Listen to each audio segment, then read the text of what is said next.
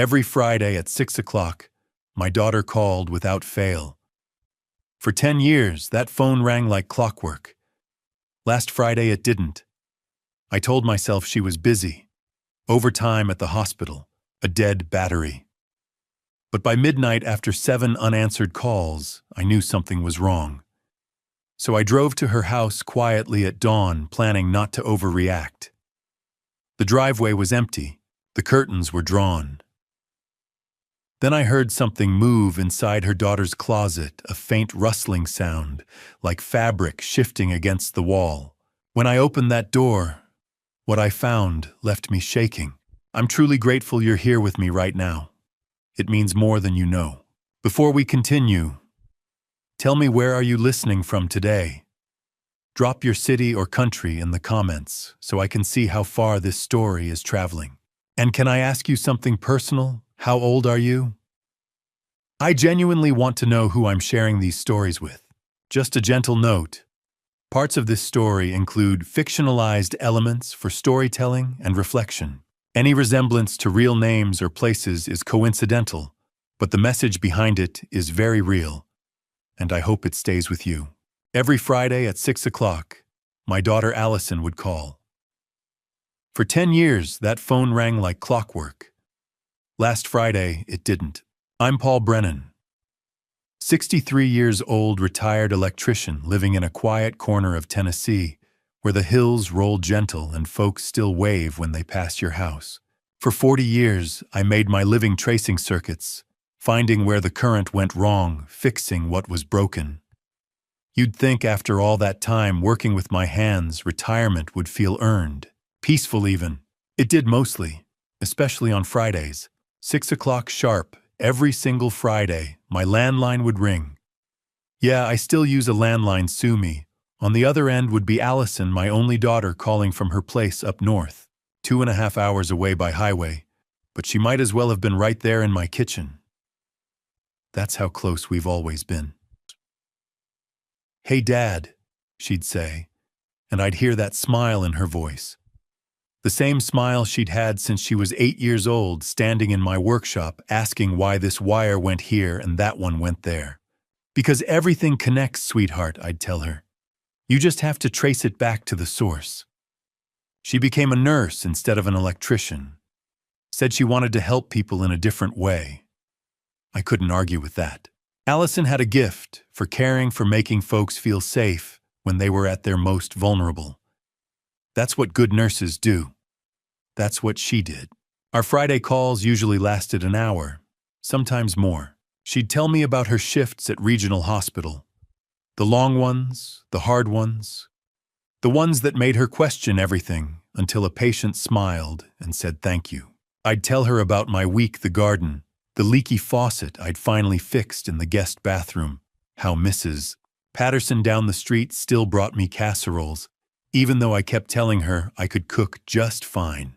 And then Amelia would grab the phone, my granddaughter, 10 years old, smart as a whip, full of questions about everything. "Grandpa, when can I come visit Chum?" "This weekend, sweetheart, if your mom says it's okay." She'd visit most weekends, actually. Loved helping me in the garage, getting her hands greasy, learning how things worked. Just like her mother used to. Those Friday calls, they weren't just phone calls. They were the rhythm of my life. The thing I looked forward to more than anything else in my week. 6 o'clock every Friday without fail. Until last Friday, I was sitting at my kitchen table, coffee cooling in my favorite mug, the one Allison gave me 15 years ago, with "World's Best Dad" printed on the side. 5:58 p.m. I glanced at the clock. 2 minutes. The phone sat silent on the wall mount. Old rotary dial, cream-colored plastic, same phone I'd had since the 90s. Still worked perfectly. Why replace something that isn't broken? 6 o'clock came. 6:05, 6:15. I picked up the receiver, heard the dial tone, set it back down. Nothing wrong with the line.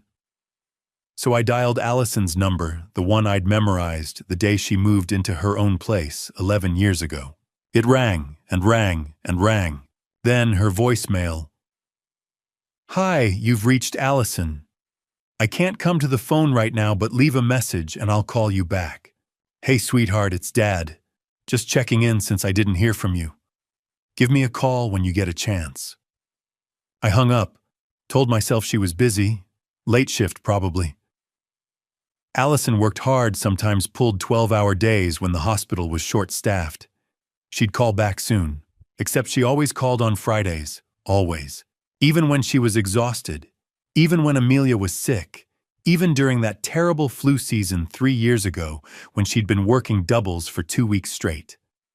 6 o'clock every Friday. Something about this felt off. You spend 4 decades as an electrician.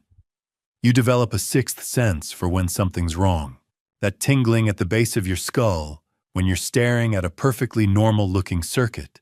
But you just know there's a short somewhere waiting to cause trouble. That's what this felt like. I tried calling again at 7.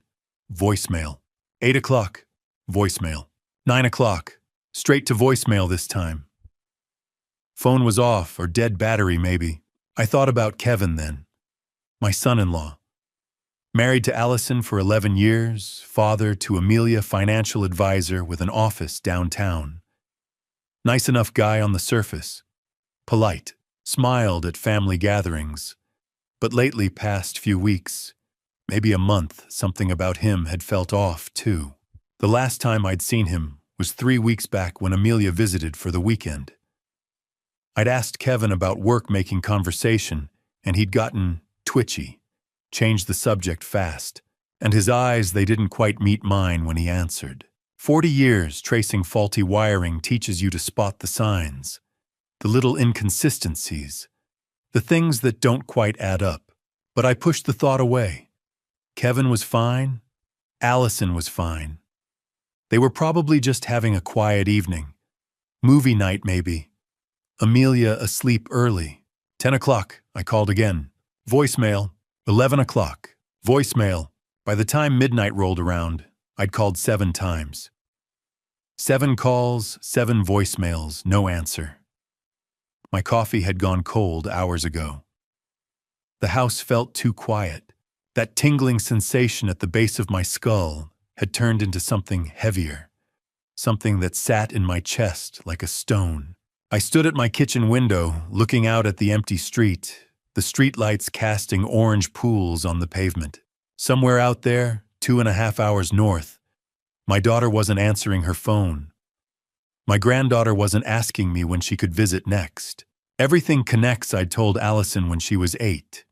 You just have to trace it back to the source. But what do you do when the connection goes dead? When there's no current flowing, no signal coming through? I set the phone back in its cradle one last time. Tomorrow, I told myself. I'd call again tomorrow morning. First thing. And if she didn't answer, then I'd figure something out. But standing there in my kitchen at midnight staring at that silent phone I already knew. By midnight, I'd called 7 times. The phone just kept ringing into the void. That's when I knew something was terribly wrong. Saturday morning brought no answers, only more questions twisting in my gut like bad wiring. I didn't sleep. I couldn't. I sat at my kitchen table all night watching the clock crawl past 1, 2, 3 in the morning. Every time I closed my eyes, I pictured Allison's name lighting up my phone screen, except the call never came. By the time gray light filtered through the curtains, I'd already brewed my 3rd pot of coffee since midnight. At 7:30 a.m., I called Regional Hospital. The receptionist answered with the bright, practiced cheerfulness of someone who'd been doing this too long. Regional Hospital. How may I direct your call? Nursing station, please. I'm trying to reach Allison Brennan. A click, a short hold, then a different voice. Older. Tired. 4th floor nursing. Hi, I'm looking for Allison Brennan. I'm her father. I haven't been able to reach her, and Allison. The woman's tone shifted. Concerned now. She called in sick Monday morning. Haven't seen her since. Is everything all right? The coffee in my stomach turned to lead. Sick since Monday. That's right. She sounded terrible, poor thing. Said she'd be back when she felt better. I thanked her and hung up. My hands were shaking. Allison never missed work. Not in 12 years of nursing. She'd show up with a cold, the flu, even a twisted ankle she could barely walk on. "People need me, Dad," she'd say. "I can't just not show up." I admired that dedication. Worried about it too. And now she'd been gone an entire week. I dialed Kevin's number before I could stop myself. 3 rings, then his voice smooth, easy. Too easy. "Paul, hey, everything okay? That's what I'm trying to figure out." I kept my tone steady. "I can't reach Allison. Her phone's going straight to voicemail. What's going on?" A pause. Just a fraction too long. "Oh yeah, I should have called you." Allison took Amelia on a little trip. They needed some space. You know how she gets. "Space," I repeated. "What trip?" "Where did they go?" "Just out of town. Mother-daughter time. They'll be back in a few days." Put Amelia on the phone. "They're not here right now. Out exploring, I think." "Look, Paul, I'll have Allison call you when they get back. I'm sure she just needed a break." From everything I said slowly. Like her job, the one she hasn't shown up to since Monday. Another pause. Longer. "Yeah, she was burned out. Needed time away from the hospital. She's fine. I promise." The way he said it, like he'd practiced, set off every alarm in my head. "Kevin, if something's wrong..." "Nothing's wrong. Really, I'll have her call you." He hung up. I stood there in my kitchen phone, still in my hand, trying to make sense of it. Kevin had always been careful. Measured. Financial advisors had to project stability, inspire trust. But this felt different. This felt like lying. I called Joyce Wallace, next Allison's colleague and close friend. She answered on the second ring. "Mr. Brennan, is everything okay? That's what I'm trying to find out." "Have you heard from Allison?" "No." Joyce sounded worried. "I called her Wednesday, Thursday, yesterday. No answer. I even drove by Thursday evening, lights were off." She hesitated. "I'm really worried about her. You and me both." After we hung up, I opened my old laptop and pulled up Facebook. Allison didn't post much, just photos of Amelia, the occasional nursing article. Her last post was 2 weeks ago. A picture of Amelia's school art project. Before that, nothing for 3 weeks. I leaned back, rubbing my eyes. Maybe I was overreacting. Maybe she really did need a break, and I was just the overprotective father who couldn't let go. Except, 3 weeks ago, when Amelia spent the weekend with me, I'd called Kevin about something, can't remember what. Asked if he was still at the business conference he'd mentioned. He'd said yes, absolutely, just wrapping up meetings. Except Amelia had casually mentioned that Daddy had been home all weekend, watching football, ordering pizza. I hadn't pushed it. Maybe I misunderstood. Maybe she mixed up her days. But now, remembering that same smooth certainty in his voice, 40 years as an electrician teaches you to trust your instincts. When something feels off, even if every wire looks perfect, even if the meter says everything's fine, you keep looking. That tingling at the base of your skull isn't paranoia. It's pattern recognition. Your brain catching details your conscious mind hasn't sorted yet. Right now, every instinct I had was screaming the circuit was faulty.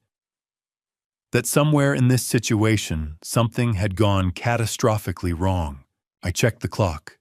8:45 a.m. 2.5 hours to Allison's house. If I left now, I'd be there before noon. But what if I was wrong? What if I showed up and she was fine and I'd made a fool of myself? Then I'd be a fool. I could live with that. What I couldn't live with was sitting here while that wrongness kept building inside me like pressure behind a dam. I went upstairs and threw clothes into an overnight bag. Medications, phone charger, the spare key Allison had given me years ago, just in case Dad, for emergencies. This felt like an emergency. Before leaving, I tried her number one more time. Straight to voicemail. That cheerful message, "Hi, you've reached Allison. I can't come to the phone right now. But leave a message, and I'll call you back. Sweetheart, it's Dad again. I'm driving up tomorrow morning. First thing. If you get this before, then please call me. I just need to know you're okay. I hung up and set my alarm for 5 a.m. Tried to sleep, couldn't. So I lay there in the dark, thinking about circuits and connections, how everything ties back to a source, and what happens when the current stops flowing. And I thought about Kevin's voice, that smooth, practiced tone, the tone of someone hiding something.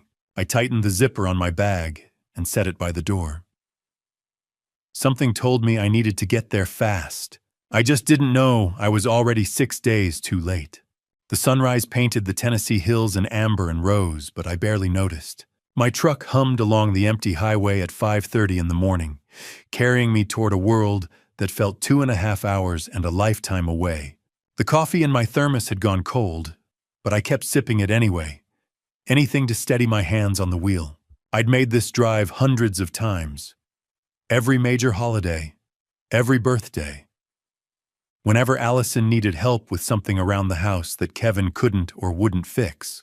But this morning, the familiar route felt different. The white lines blurred together, and the miles stretched endlessly ahead. My mind drifted to a warm afternoon when Allison was 8. We'd been rewiring the kitchen light fixture together, her small hands holding the wires while I stripped the insulation. "Daddy, why does this wire go here?" she'd asked, brown eyes wide. "Because everything's connected, sweetheart," I'd told her, showing how the ground wire completed the circuit. "You can't see electricity, but you can feel when something's wrong. When a connection's loose, there's a hum in the air. A warning." She'd nodded as if I'd shared a secret. Maybe I had. That memory shifted to Allison at 22, fresh out of nursing school. We'd sat on her apartment balcony watching the sunset. "I want to help people, Dad," she'd said. "The way you fix things. Make them work again when they're broken." I'd been so proud.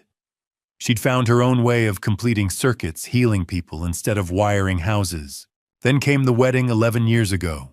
I'd walked her down the aisle in a small church outside town, her hand trembling on my arm.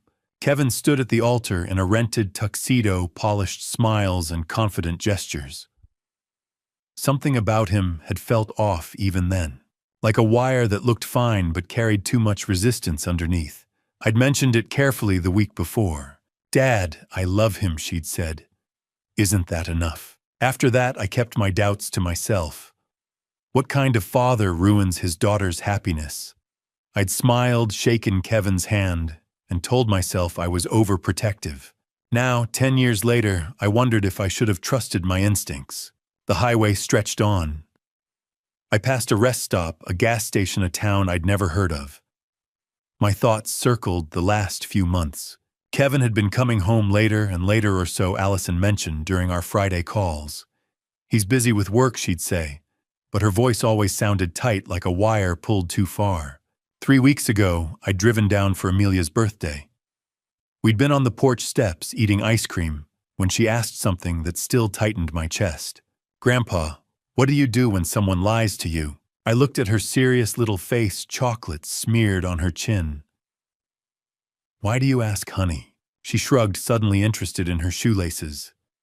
"Just wondering." I should have pressed her, asked more questions. But I let it go, assuming it was kid drama, a classmate fibbing about a toy. My phone buzzed in the cup holder. Hope flared for a second, but it wasn't Allison, just a reminder I'd set.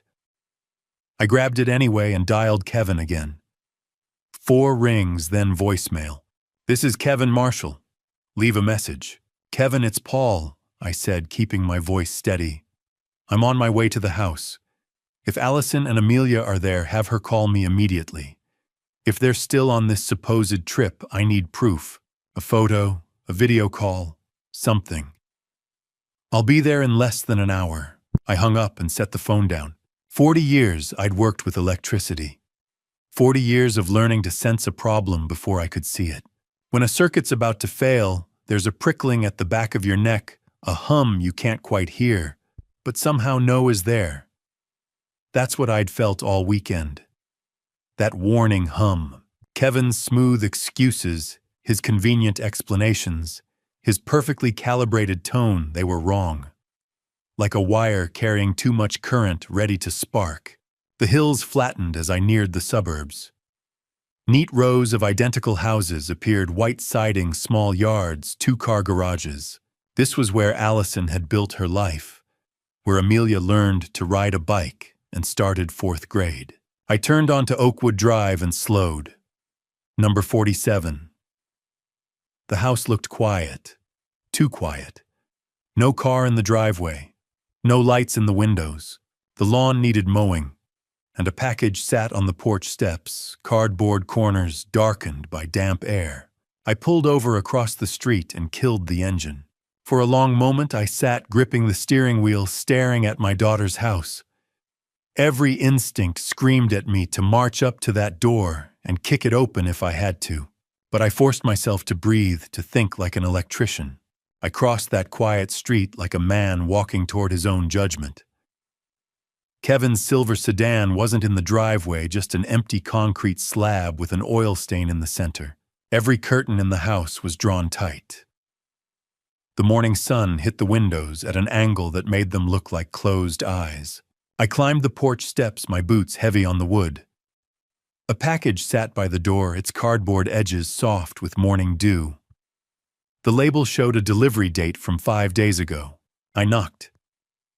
3 solid raps that echoed through the subdivision. Nothing. I knocked again, harder this time, my knuckles stinging against the wood. Allison, Amelia. My voice sounded too loud in the quiet neighborhood. A dog barked somewhere down the street, still nothing. I pressed my ear against the door, listening. No footsteps, no television, no sound at all except the faint hum of the refrigerator motor running inside. That's when I remembered. 2 summers ago, Allison had locked herself out while taking trash to the curb. I'd driven down to help her, spent 20 minutes trying to jimmy the door before she'd laughed and shown me her secret. "Dad, I'm a nurse. I work odd hours. I needed a backup plan." She'd led me to a decorative rock near the front flower bed, one of those hollow fake stones people use to hide spare keys. "Don't tell Kevin," she'd said, winking. "He thinks it's tacky, but it makes me feel safer." I jumped off the porch and scanned the flower bed. There, partially hidden under a wilting azalea bush, sat a gray plastic rock that didn't quite match the others. I grabbed it, twisted the bottom, and the key fell into my palm. My hand shook as I climbed back up the steps and slid the key into the lock. The deadbolt clicked open with a sound that felt too final, like I was crossing a line I couldn't uncross. I pushed the door open. The smell hit me first. Not anything obvious. No decay, no violence, just the stale air of a house that had been closed up too long. Like someone had turned off the heat and left. I stepped inside and closed the door behind me. The living room looked almost normal. Almost. But my electrician's eye caught what was wrong. The coffee table sat at a slight angle, like someone had shoved it aside and then tried to put it back. The couch cushions were arranged too perfectly, the kind of perfect that comes from someone frantically straightening up. A throw pillow lay on the floor behind the armchair, as if it had been kicked there and forgotten. I moved deeper into the room. The family photos on the mantel had been rearranged, or maybe just bumped.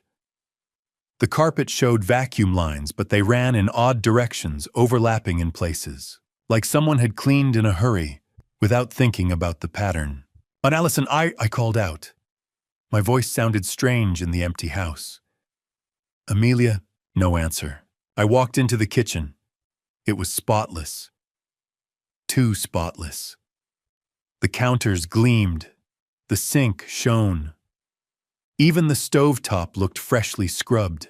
But when I opened the refrigerator, I found only beer bottles, Chinese takeout containers, and a half-empty gallon of milk that had expired 4 days ago. Nothing a 10-year-old would eat. No juice boxes, no string cheese, no leftovers in plastic containers with Amelia's name on them. I checked the dish towel hanging on the oven handle. It was damp, recently used. That's when I heard it. A soft sound from upstairs.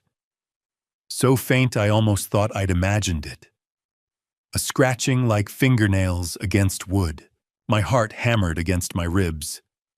I moved to the stairs, my hand gripping the banister. The second floor was dark, all the bedroom doors closed. The scratching came again, barely audible, from Amelia's room. I took the stairs 2 at a time, my boots pounding on the carpet. When I reached the landing, I grabbed the doorknob to Amelia's room and threw it open. The room looked untouched. Pink curtains filtered the sunlight into a rosy glow. Stuffed animals lined the shelves in perfect rows. A backpack sat in the corner, school folders visible through the open zipper. Everything looked normal, lived in, loved, except for the sound. Scratch, scratch, pause, scratch, coming from the closet. I crossed the room in 3 steps and yanked open the closet door.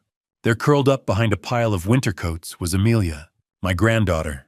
Her lips were cracked and bleeding, her skin pale except for the fevered flush on her cheeks.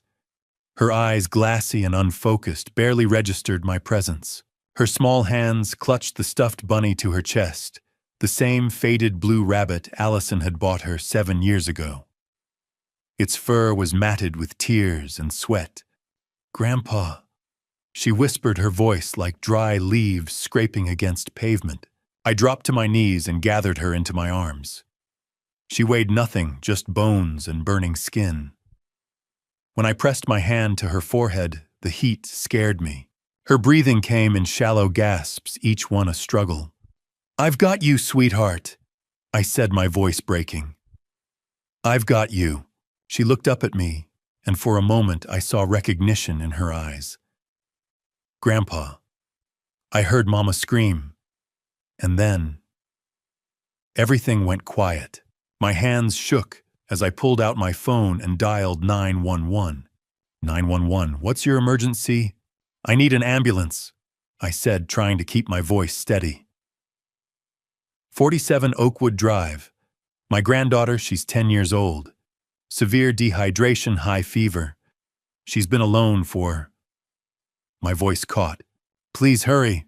I gave them the rest of the information while holding Amelia against my chest, feeling every labored breath she took. Her fingers dug into my shirt, weak but desperate. "How long, sweetheart?" I whispered into her hair. "How long have you been in there?" Her answer made my heart stop. "I don't know, Grandpa. I stopped counting after 7 days." The ambulance ride to Regional Children's Hospital took 20 minutes. It felt like 20 hours. Amelia drifted in and out of consciousness, her small hand gripping mine like I was the only solid thing left in her world. "Severe dehydration," the paramedic said, adjusting the oxygen mask over Amelia's face. "Malnutrition. This child has been alone for days." I didn't correct him. Didn't say it had been 7 days. I just held my granddaughter's hand and watched her chest rise and fall, each breath a small miracle. The ER was chaos. Doctors and nurses surrounded Amelia the moment we arrived, their movements precise and urgent. They transferred her to a gurney, hooked up IV lines, called out numbers I didn't understand. Someone tried to pull me back, but I wouldn't let go of her hand. "Sir, we need space to work. I'm not leaving her," I said. A young doctor with kind eyes nodded. "Stay against the wall. Don't get in the way." I pressed myself into the corner and watched them save my granddaughter's life. Blood pressure cuff, temperature check, blood draws, more IV bags. The numbers slowly improved. The tension in the room gradually eased. After what felt like hours, but was probably 40 minutes, they moved Amelia to a private room.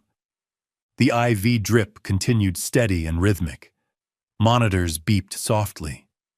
Her fever had started to come down. I pulled a chair close to her bed and sat down. My whole body ached from the drive, from the fear, from holding myself together when everything inside me wanted to break. 7 days. My 10-year-old granddaughter had survived 7 days alone. But how? Amelia stirred, her eyes opening slowly. They were clearer now, more focused. She looked at me and I saw recognition, real recognition, for the first time since I'd found her. "Grandpa," she whispered. "I'm here, sweetheart." I squeezed her hand gently. "You're safe now." She was quiet for a moment, her gaze drifting to the stuffed bunny they'd let her keep. It sat on the bedside table, matted and worn, but somehow still comforting. "Mama taught me," she said finally, her voice hoarse.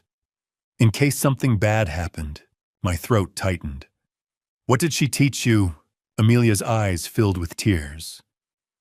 "Months ago. Maybe since summer, Mama would come into my room at night and tell me things. She said if I ever heard loud arguing, really loud, scary arguing, I should go straight to my closet and hide. She said not to come out until you called my name, or the police." I felt something cold settle in my chest. Allison had known. She'd known she was in danger and had prepared her daughter like someone preparing an escape route. That Saturday night, Amelia continued. "I was reading in bed. Then I heard them. Kevin was yelling. Mama was crying. It got so loud." She swallowed hard. "I did what Mama said. I went to my closet and closed the door." "You did exactly right," I told her, my voice breaking. "Mama showed me where she hid snacks," Amelia said. "In my toy box under the stuffed animals, crackers and granola bars. She said it was our secret emergency kit. She told me to eat just a little bit every day if I ever had to hide." The image of Allison carefully hiding food for her daughter, planning for the worst, made my chest ache. "What about water?" I asked. At night, when the house got really quiet, I would sneak out and go to the bathroom. I drank from the sink and filled up my water bottle. Then I'd go back to the closet before it got light. She looked down at her hands. "I was so scared every time. But Mama said being brave means doing scary things when you have to." "Got Allison. What had you been living through?" "And the bunny helped too," Amelia added, reaching for it. "Mama gave it to me when I was little. She said whenever I held it, I should pretend she was hugging me. So that's what I did. Every night." I had to look away for a moment, blinking hard against the tears. Why didn't you try to leave?" I asked gently. "Or call for help?" Amelia's answer was simple. "Mama said to wait for you. She said you'd come.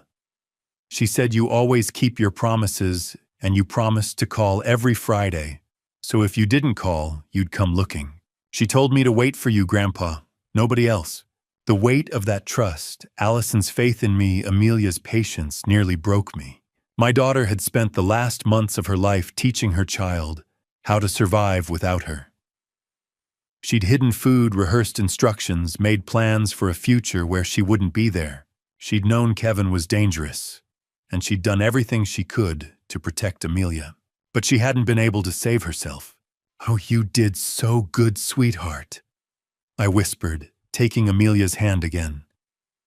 "Your mama would be so proud of you." Amelia's eyes started to close, exhaustion finally winning. The IV drip continued its steady rhythm. Her breathing deepened, and within minutes, she was asleep. I sat there in the dim hospital room, watching her chest rise and fall, listening to the monitors beep their reassurance. She was alive. Against all odds, my granddaughter was alive. A soft knock on the door made me look up. Detective Noah Carter stood in the doorway, his expression serious. "Mr. Brennan," he said quietly. "Can we talk in the hall?" I glanced at Amelia one more time, then stood and followed him out. The hallway was bright and sterile, nurses moving past with clipboards and medicine carts. Carter pulled out a small notebook. "I need to ask you some questions about your daughter." "About Allison." I nodded, bracing myself. He flipped through a few pages, then looked up at me. "When was the last time you actually saw her in person?" I thought back. 3 weeks. Amelia's birthday party. Allison had looked tired that day, I remembered. distracted. But she'd smiled and served cake and said everything was fine. Through the window of Amelia's room, I could see her sleeping peacefully, still clutching that worn blue bunny. She was alive because Allison had taught her how to hide, how to wait, how to survive. And I said the words I'd been avoiding since I'd found that empty house. My daughter is dead, isn't she? Kevin did this to her. The next morning, after Amelia had slept 12 straight hours with IV fluids helping her small body recover, Dr. Samantha Reed arrived. Detective Carter introduced her as a child psychologist, someone trained to speak with traumatized children. She was younger than I expected, late 30s maybe, with kind eyes and a calm, gentle presence. She carried a worn leather bag stuffed with art supplies and greeted Amelia like they were old friends, not strangers in a hospital room. Detective Carter pulled me into the hallway. There's an observation room next door, one-way glass. You can watch and listen, but she needs to talk without you present. Kids sometimes hold back when family's in the room. I nodded. I need to hear it, even if it destroys me. He led me into a small room with darkened glass overlooking Amelia's bed. On my side, the window was a mirror. On theirs, it was clear. A small speaker crackled to life. Dr. Reed settled beside Amelia and spread out paper and colored pencils. "I heard you're very brave," she said softly. "Is it okay if we talk for a bit? You can draw while we talk." Amelia nodded and chose a blue pencil. "Can you draw what you remember from Saturday night?" Dr. Reed asked, gently. "Just the people." Amelia's hand moved slowly. 3 stick figures appeared. Above them in careful letters, she wrote Dad. A woman. Mom. "Tell me about Saturday night," Dr. Reed said. "What do you remember?" Amelia's voice was barely above a whisper. Dad and a woman came to the door. It was late. After dinner. They were loud. What were they saying? They were yelling at Mom about money. The woman said Mom owed them something. Mom said no. She said she didn't have any money. My fists tightened at my sides. What happened next? Dr. Reed's tone remained steady. They got louder. Dad was mad. He said Mom was ruining everything. The woman said Mom was selfish. Amelia pressed harder on the paper, darkening the figures. Mom told them to leave. She said she was calling Grandpa. "God, Allison, you were trying to reach me." Then I heard... Amelia's voice cracked. Terrible sounds. Mama was crying. She was begging them to stop. She kept saying, "Please, please think of Amelia." Through the glass, I watched my granddaughter's face crumple. Dr. Reed handed her a tissue and waited. The woman said, "We have to finish this." And then Dad said Amelia stopped, her body rigid. "It's okay," Dr. Reed whispered. Dad said, "I'm sorry." Right before Mama stopped making any sound, I gripped the edge of the table to stay upright. My chest felt like wire pulled tight around it. Detective Carter's hand settled on my shoulder. "2 people," he murmured. "Your son-in-law and a woman. We need to identify her." I forced myself to think. "Chelsea," I said hoarsely.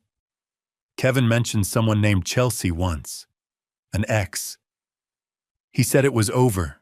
Last name? Parker. I think Chelsea Parker. Allison once said Kevin acted strange when she came up." Carter made a note. "We'll find her. Can you keep listening?" I nodded, though I wasn't okay. The interview lasted another 20 minutes. Amelia described hiding in her closet, hearing footsteps, hearing her father say they needed to clean up, hearing the woman mention a storage unit. When it ended, Dr. Reed spoke briefly with Carter. Then I was allowed back into the room. Amelia looked impossibly small in that hospital bed surrounded by monitors and wires. When she saw me, she reached for my hand. "I'm sorry, Grandpa," she whispered. "You have nothing to be sorry for," I said. Nothing. That night, while Amelia slept, Carter got a call. Forensics had finished at the house. He needed to come in. Tuesday morning, he found me in the hospital cafeteria, staring into my 4th cup of coffee. He sat down across from me and placed a tablet on the table. I need to show you something. It won't be easy. Show me. He opened a series of photos. The living room I'd stood in days earlier, but under ultraviolet light. Purple-blue patterns glowed across the couch, the coffee table, the wall. Sprays, smears, areas someone had tried to scrub clean. Luminol Carter said, "It reacts to blood, even when it's been cleaned." I stared at the glowing evidence. "Your daughter fought back," he said quietly. "There are clear signs of a struggle. Defensive patterns." He paused. "But we still haven't found her body." The words felt unreal. "Kevin and Chelsea took her somewhere," I said. "We believe so. We're getting a warrant for all storage units tied to Kevin Marshall or anyone connected to him. We've issued a BOLO for Kevin and Chelsea Parker." I looked again at the images. Allison's living room transformed into a map of violence. The place where she'd made breakfast, folded laundry, lived her life, and where that life had ended. "Find them," I said. Carter's jaw tightened. "We will. And when we do, they'll answer for every second of what they did to your daughter." 5 weeks. 5 weeks of investigation, dead ends, and sleepless nights. 5 weeks of Amelia asking when we could have a funeral for her mother. 5 weeks until Detective Carter's call came. "Paul, we found her." An anonymous tip from a storage facility manager on the edge of town. He'd noticed a strange smell coming from Unit 42. When police arrived with a warrant, they found what we'd been dreading. I had to drive to the county morgue to identify the body. My hands shook on the steering wheel the entire way. The highway blurred past the same route I'd driven that Sunday morning 5 weeks ago, full of worry, but still hoping I was wrong. Now I knew I'd been right. I'd just been too late. The county morgue sat in a low brick building behind the hospital. Detective Carter waited for me in the parking lot, his face grave. "You don't have to do this," he said as we walked toward the entrance. "We have dental records. DNA confirmation is already underway." I told him. "I need to see her." Inside, the air was cold and smelled of chemicals. A medical examiner in blue scrubs met us in a hallway lined with filing cabinets. She was maybe 50, with kind eyes and a professional manner that came from years of delivering the worst news imaginable. "Mr. Brennan," she said gently. "I'm Dr. Helen Martinez. I'll be with you the entire time. If you need to step out at any point, that's okay." I nodded, not trusting my voice. She led us to a small viewing room. In the center sat a metal table covered by a white sheet. The shape underneath was unmistakable. "Are you ready?" Dr. Martinez asked. I wasn't. Would never be. But I nodded anyway. She pulled back the sheet, folding it carefully at Allison's shoulders. My daughter looked like she was sleeping. Her face was peaceful, almost serene. Her dark hair had been brushed back from her forehead. She looked younger than 34. She looked like the girl who used to help me wire light fixtures and ask endless questions about how electricity worked. Except for the marks around her neck, I couldn't look away from them. Faint bruising in a pattern I didn't want to understand, but couldn't help recognizing. Someone's hands had been there. Someone had taken her last breath. I could see she fought. I said, my voice barely above a whisper. "The bruises on her arms." Dr. Martinez nodded. "Defensive wounds. Your daughter fought very hard, Mr. Brennan." I reached out slowly, hesitantly, and touched Allison's hand. It was cold. So cold. This was the same hand that had gripped my finger when she was a baby. The same hand I'd held when teaching her to ride a bike. The same hand she'd reached out to me with at her high school graduation. "I'm sorry, sweetheart," I whispered. "I should have protected you. Should have trusted my instincts about Kevin. Should have gotten you out of there." Detective Carter placed a hand on my shoulder but said nothing. Dr. Martinez gave me a moment before speaking again. "The official cause of death is asphyxiation. Based on lividity and body temperature at discovery time of death was Saturday evening, approximately 10:30 p.m. Saturday. The night Amelia had hidden in her closet and listened to her mother die. We found DNA evidence under her fingernails. Dr. Martinez continued, her tone remaining clinical but gentle. It's a match for Kevin Marshall. She scratched him during the struggle. Good, I thought. Good. At least she'd left evidence. At least she'd marked the man who killed her. The body was moved between 2 and 3 hours after death, Dr. Martinez added. The storage unit was rented under a fake name, Michael Thompson, and paid for in cash. 3 months up front. Premeditated, Detective Carter said quietly. He had it planned. Something shifted inside me in that cold room. The grief that had been weighing me down for 5 weeks began to harden into something else. Something sharper, more focused. Determination. We're building a solid homicide case, Carter said. First-degree murder, premeditated. With Amelia's testimony and the physical evidence, we have everything we need. We just need to find Kevin and Chelsea.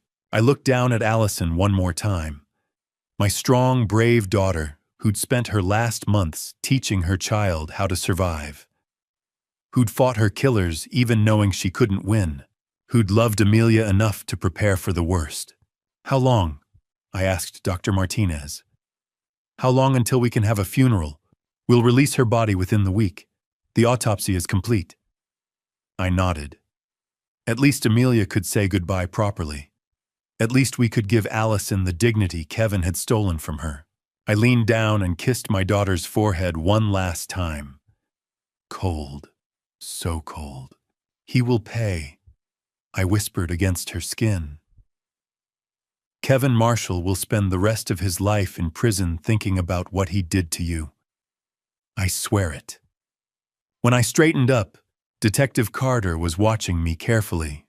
Justice, I said. That's all I want now. Justice for my daughter. You'll have it, Carter promised. We'll make sure of it. I took one last look at Allison, memorizing her face, storing it away with all my other memories of her, and then turned and walked out of that morgue with a singular purpose burning in my chest. In the week after I left the morgue, Detective Carter worked non-stop financial records, phone logs, witness interviews. When he called and asked me to come to the station, I knew he'd found something big. The conference room walls were covered in paper bank statements, insurance documents, spreadsheets marked in yellow. Carter sat across from me with a thick folder open. I want to show you what we've built, he said. The motive, the planning, all of it. He slid the first document over. A life insurance policy. $500,000, he said. Allison took it out when Amelia was born. Standard term policy. She never changed the beneficiary. I stared at Kevin Marshall's name listed as sole beneficiary. He would have gotten all of it, I said quietly. If she'd died from natural causes or an accident, yes. Carter handed me another stack. But here's where it changes. Kevin had serious debt.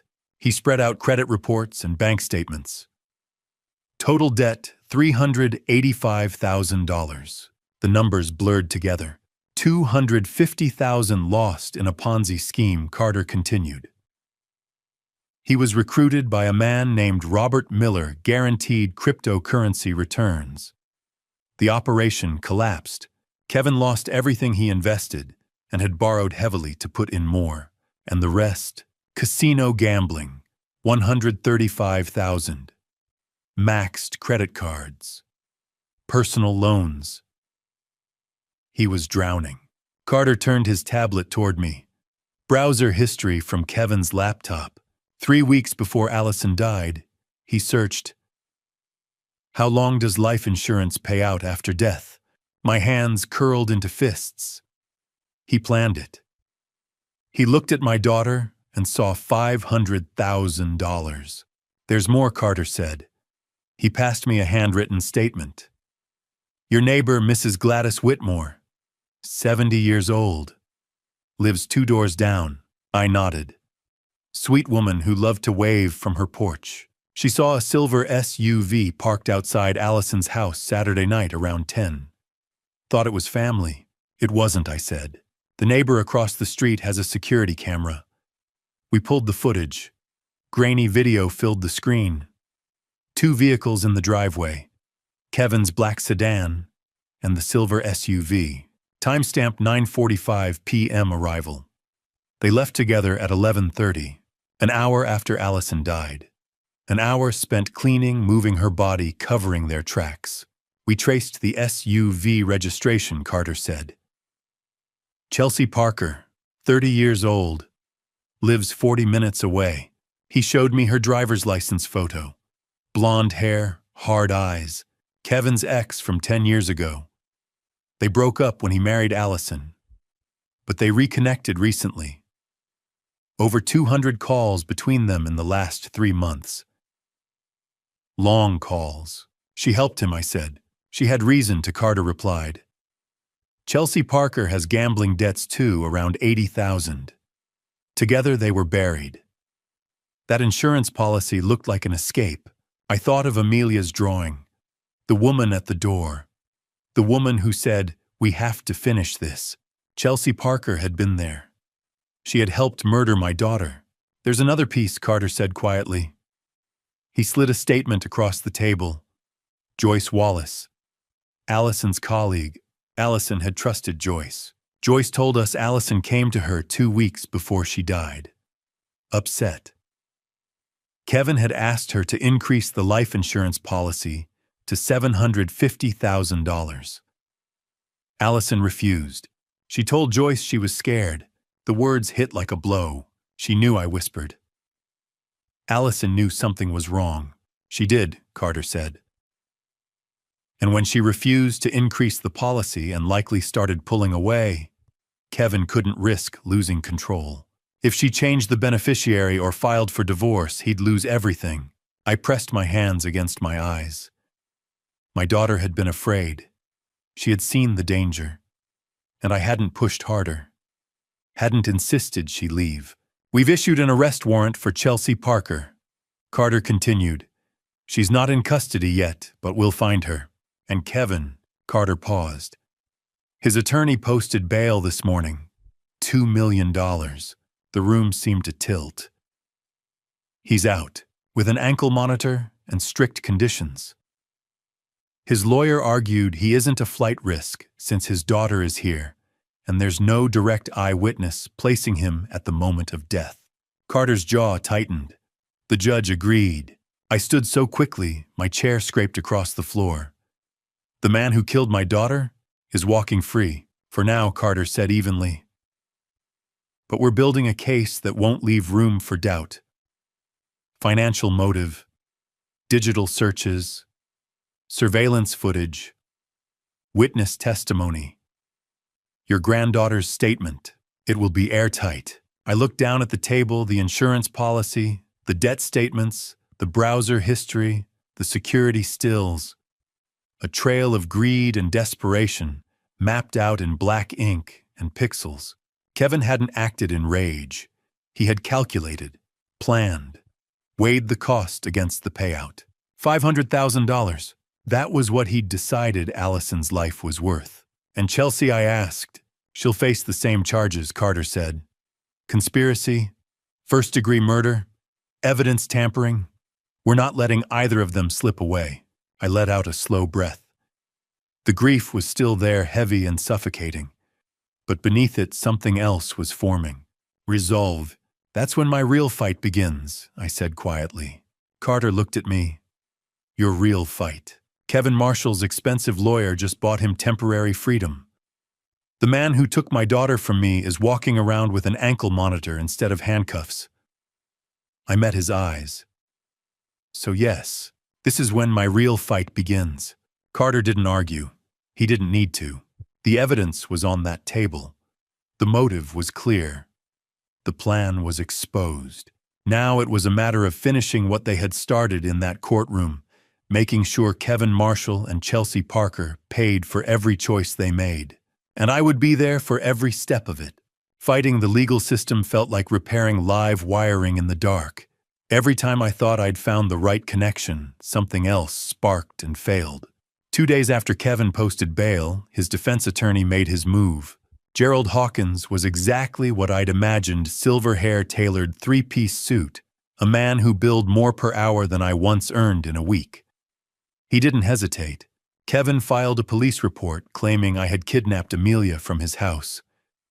Never mind that I'd found her half-starved in a closet after he'd abandoned her there for 7 days.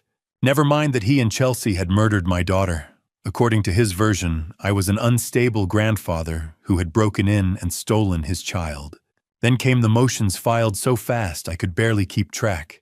Motion to dismiss Amelia's testimony too young, too traumatized, unreliable. Motion to exclude the financial records circumstantial, irrelevant.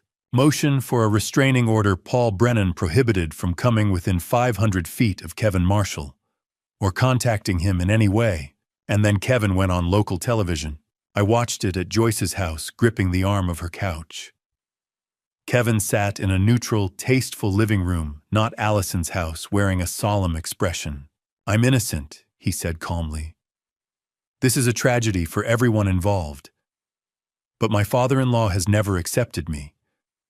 Now he's using this situation to destroy my life. I loved Allison. I would never hurt her." The reporter asked about Amelia. "I'm grateful she's safe," Kevin replied. "But she's traumatized. Children that age can be confused, especially when influenced by adults with their own agenda." I shut off the television before I smashed it. The next morning, 2 officers knocked on my door. They needed to ask questions about my entry into Kevin Marshall's residence.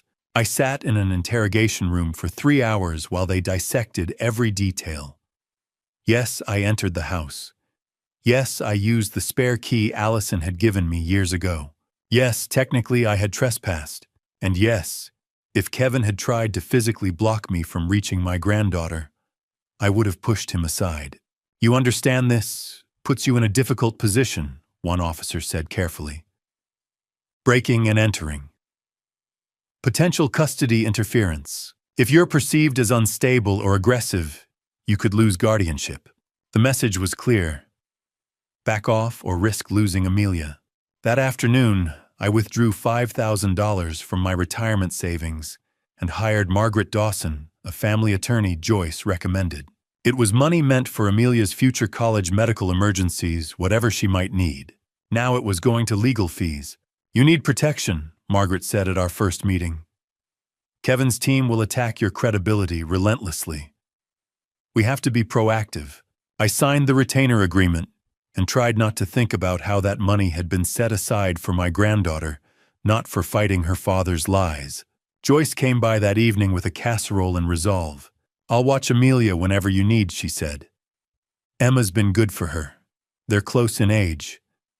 It helps." Emma, her 12-year-old daughter, had been kind to Amelia from the start. The thought of my granddaughter having a friend, someone her own age who understood loss, tightened my throat. "Allison was like a sister to me," Joyce added. "We worked together 8 years. She told me everything. I know what Kevin is. I know what he did. I'll help you however I can." It was the first real warmth I'd felt since this began. Carter believed in the case, but he was bound by procedure. Margaret was capable but distant. Joyce had loved my daughter. "Thank you," I said. But even her support couldn't silence the rumors. The community began to shift. Some neighbors saw me as a bitter old man with a vendetta. Kevin's public relations campaign was effective. A polished financial advisor, a grieving widower. How could someone like that commit murder? I stopped going to church. I couldn't endure the sideways glances or conversations that hushed when I approached. Detective Carter called one evening. "Paul, I believe you, but belief isn't enough. We need evidence, not emotion. Don't give Kevin ammunition. He's trying to paint you as unstable. Don't help him," I promised. But the pressure kept building. One night I drove to Allison's house. I told myself I was looking for anything the forensic team might have missed. Instead, I ended up sitting on the living room floor, where luminol had revealed the heaviest blood patterns. The professionals had cleaned it. You couldn't see anything now, but I could. I saw my daughter fighting for her life. I saw Amelia upstairs hiding. For the first time since finding Amelia in that closet, I broke. The grief came in waves I couldn't control. I thought about walking away, taking Amelia somewhere new, starting over, letting the justice system grind forward without me. Then I remembered Amelia waiting in that closet for 7 days because she believed I would come. She trusted me. I couldn't fail her now. I stood, wiped my face, and went to my truck. I grabbed a notebook and began making a list. Every person who might know something. Every unanswered question. Every detail that needed rechecking. Every angle not yet explored. Kevin wanted a fight. He would get one. That night I made myself a promise.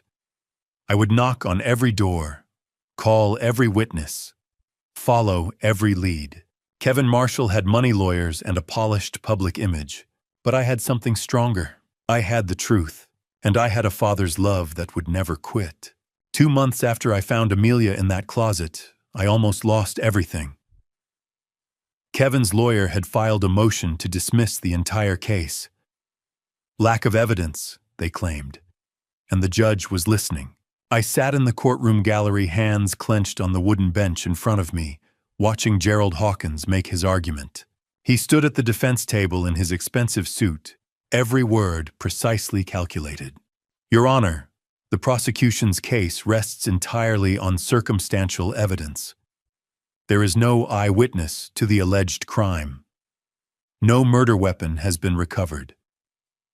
My client has provided no confession. The testimony of a traumatized 10-year-old child, while tragic, cannot be the sole basis for a first-degree murder charge. Mr. Marshall deserves to have these charges dismissed. Carol Bennett, the district attorney, stood to argue back. She was good. I'd seen her work before. But even I could see the judge's skeptical expression as she laid out our case. So the court will take this under advisement, the judge said finally. I'll issue my ruling within 48 hours. The gavel came down and my stomach dropped with it. Outside the courthouse, Detective Carter pulled me aside. His face was grim. We might lose this, Paul, he said quietly. I'm sorry. We did everything we could, but no, I cut him off. Not after we've come this far. There has to be something. Some piece we're missing. Carter squeezed my shoulder. If there is, we'll find it. But we're running out of time. That night, I couldn't sleep. I sat at my kitchen table at 1 a.m, surrounded by copies of every financial document Carter had shown me. Bank statements, credit card bills, insurance policies. I'd been through them a dozen times already, but I spread them out again, looking for anything, any detail I might have missed. That's when I saw it. Buried in Kevin's bank statements from 8 months ago, a deposit for $95,000. The notation read, MZ Consulting. I stared at it, my tired brain trying to make the connection. I'd seen this before. Carter had mentioned it in passing. But what was it? What was MZ Consulting? I grabbed my phone and called Carter. He answered on the third ring, his voice thick with sleep. Paul, it's past midnight. That deposit, I said. The $95,000 from MZ Consulting. What if it's connected to Kevin's debts? What if it's not legitimate business income? There was a pause. Then I heard rustling like Carter was sitting up. Hold on, let me pull up the file.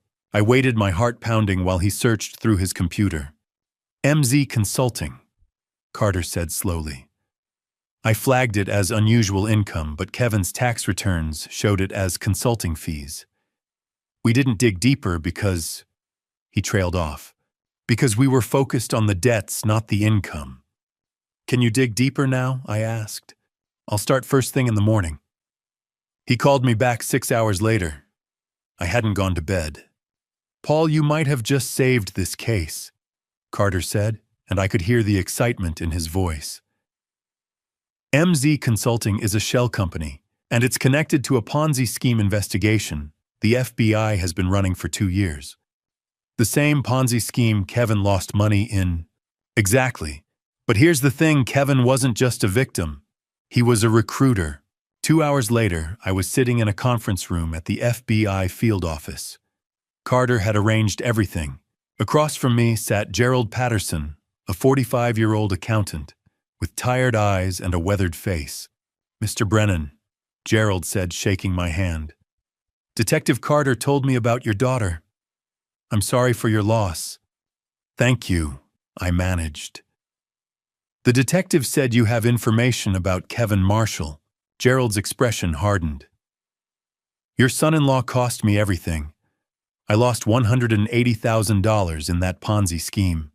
My retirement, my kids' college fund, everything I'd worked for."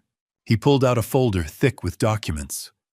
"But here's what you need to understand. Kevin Marshall wasn't a victim like the rest of us. He was part of it. He recruited 12 people into that scheme, including me." The words didn't quite register at first. "He recruited you. He gets 8% commission on every person he brings in," Gerald explained. "Do the math on 12 people investing an average of $100,000 each. That's $96,000 in commissions. $95,000. The mysterious MZ consulting deposit. Kevin spent it all on gambling," Gerald continued. "And then he borrowed more trying to chase his losses. That's why he's still $385,000 in debt, even after earning all that money. Your son-in-law is a professional con artist, Mr. Brennan. He's been lying to and stealing from vulnerable people for years." "Who did he target?" I asked, though I thought I already knew the answer. "Elderly people mostly. Immigrants who trusted him because he spoke their language. People who believed he was trying to help them." Gerald's voice was bitter. "If Kevin Marshall could steal the life savings of strangers without blinking, imagine what he'd be capable of doing to his own wife." The pieces clicked into place. This wasn't just a desperate man who'd killed for insurance money. This was a pattern, a history of calculated cruelty, evidence that Kevin Marshall was exactly the kind of person who could plan and execute a murder.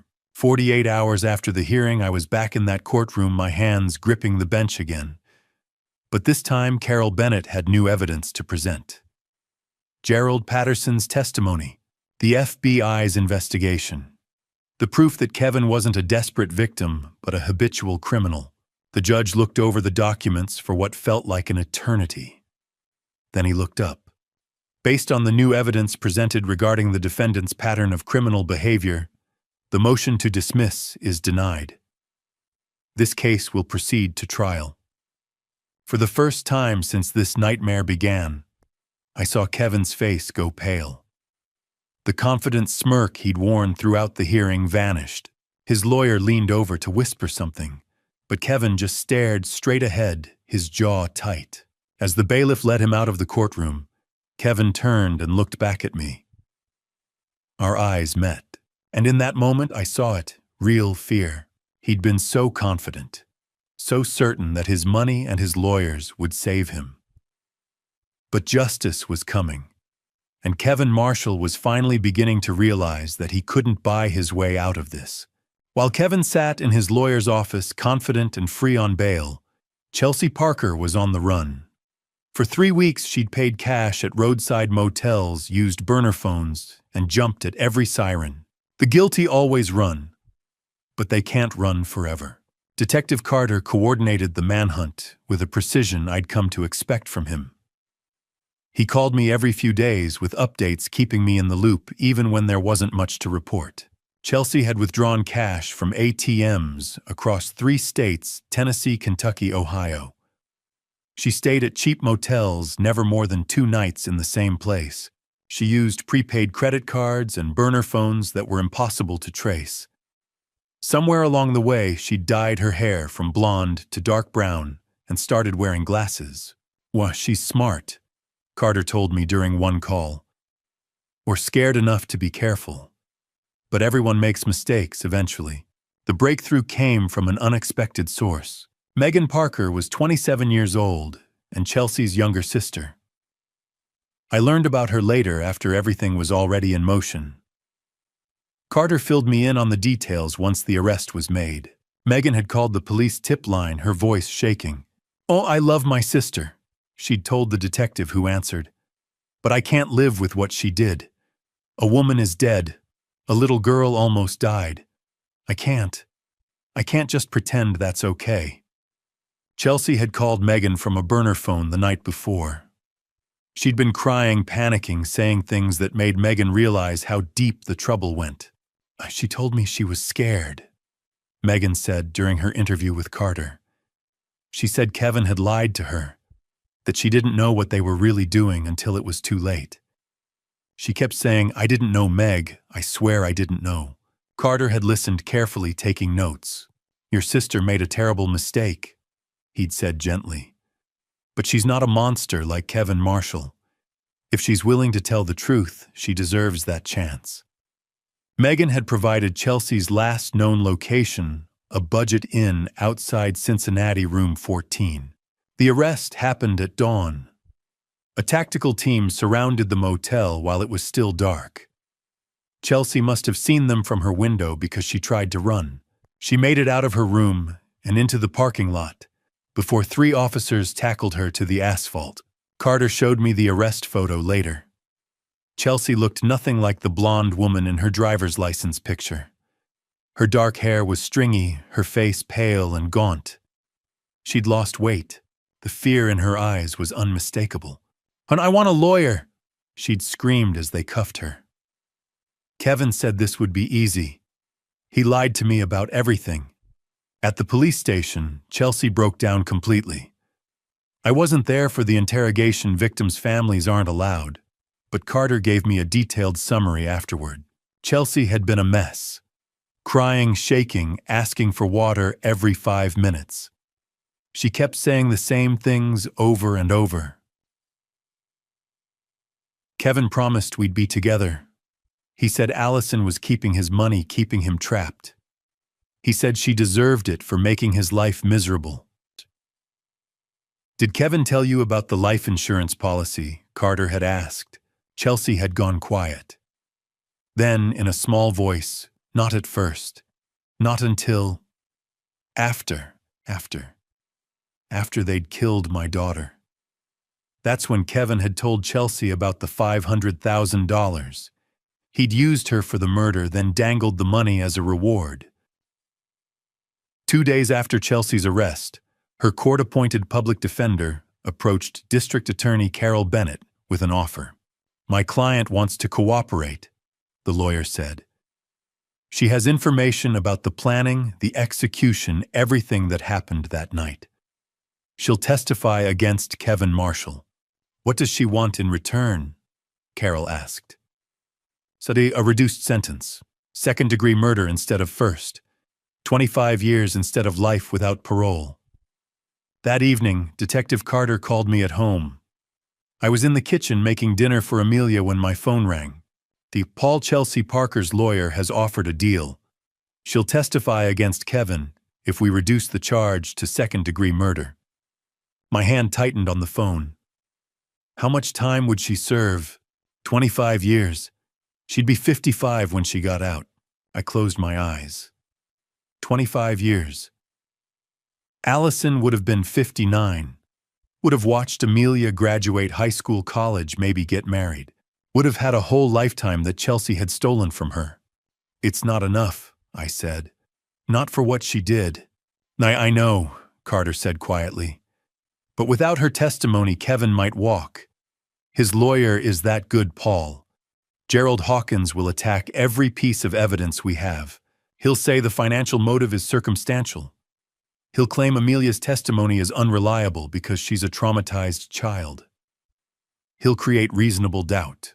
And with Chelsea's testimony, we have an eyewitness who was there, who can describe exactly how Kevin planned it, how they executed it, what he said during and after. It's the difference between a strong case and an airtight one. I sat down at the kitchen table, the phone pressed to my ear. Through the doorway, I could see Amelia in the living room, coloring with Emma while Joyce supervised. My granddaughter, who'd survived 7 days in a closet. Who'd trusted me to come for her. What happens if I say no? I asked. Carol Bennett can offer the deal without your approval, but she wants to know how you feel. This is your daughter we're talking about. Your family. I stared at my hands. Hands that had held Allison when she was born. Hands that had found Amelia in that closet. Hands that were empty now because my daughter was gone. Accept partial justice for Chelsea, or risk Kevin going free entirely. Tell Carol I agree to the deal, I said finally. But make sure Chelsea knows something. What's that? 25 years is mercy. The kind of mercy she didn't give my daughter.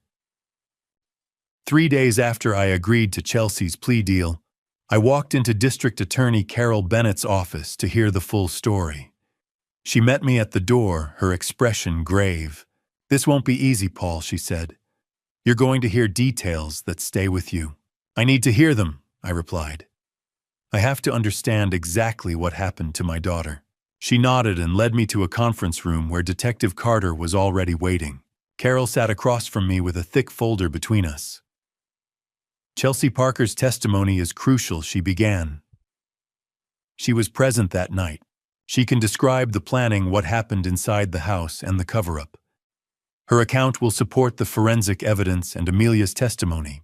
Can we convict Kevin without her? I asked. Carol paused before answering. We have a strong case.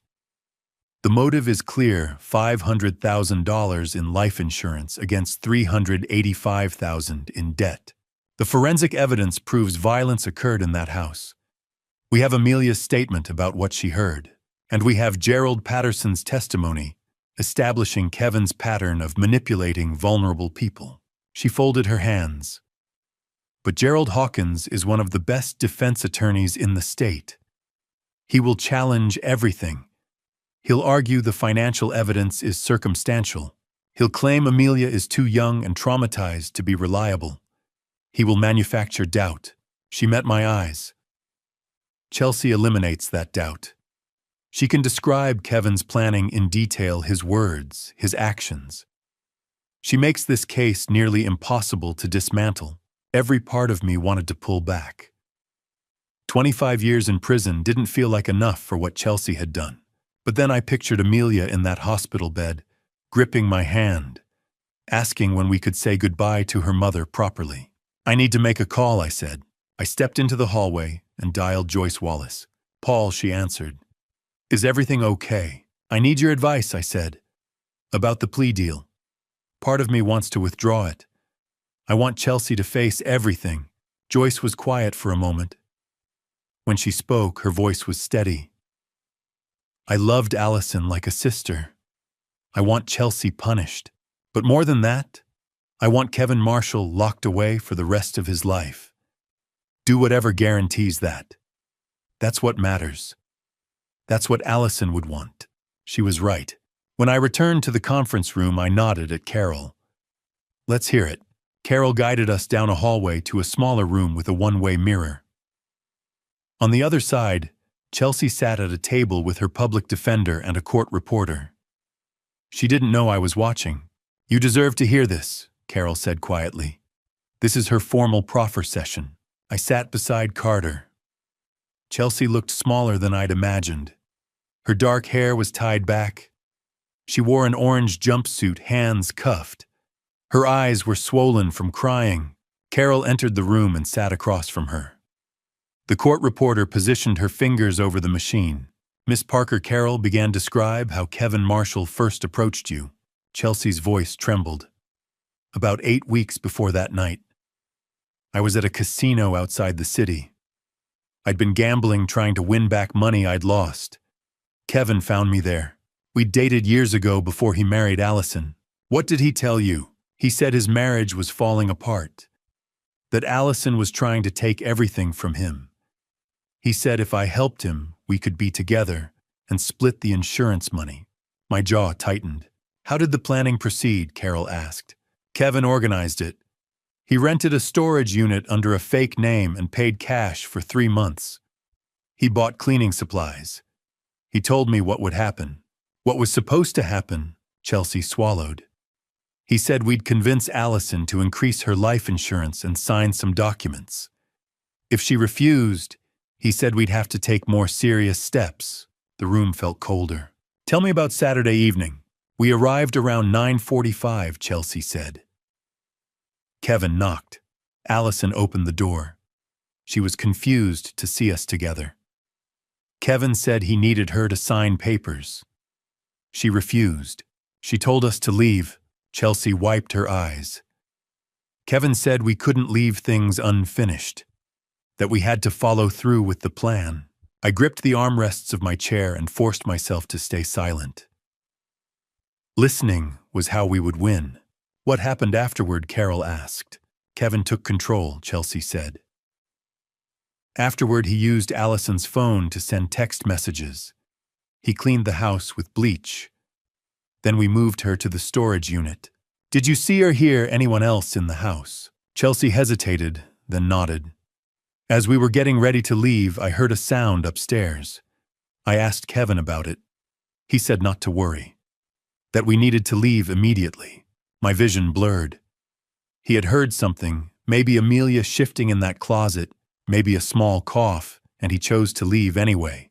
The session continued for another hour, detailing steps, timelines, and cover-up efforts. When it ended, I walked out on unsteady legs. Carter caught my arm. You okay? No, I said honestly. But I will be when Kevin is convicted. Carol joined us. We're setting trial for early November.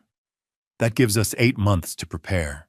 With Chelsea's testimony, the forensic evidence, Amelia's account, and Gerald Patterson's information, we're building a case Kevin's money can't undo.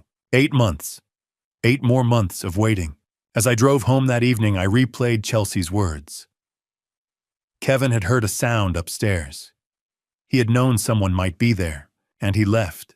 It wasn't just greed. It wasn't only about $500,000 or gambling debts. It was about a man so consumed by himself that the possibility of a 10-year-old child upstairs didn't matter enough to check. I would make sure a jury understood that. Every single one of them. 12 months. 1 full year since Kevin ended my daughter's life. 365 days of investigation, evidence gathering, and fighting through a legal system that sometimes felt designed to protect the guilty. Now finally we stood in a courtroom where truth would have its voice. I walked into the courthouse on that cold November morning with Joyce beside me. Amelia had stayed home with Emma. We'd decided she didn't need to see any of this until it was her turn to testify. The media had turned out in force. Cameras, microphones, reporters shouting questions about the shocking murder case. I walked past them all without saying a word. Inside the courtroom, the jury had already been selected.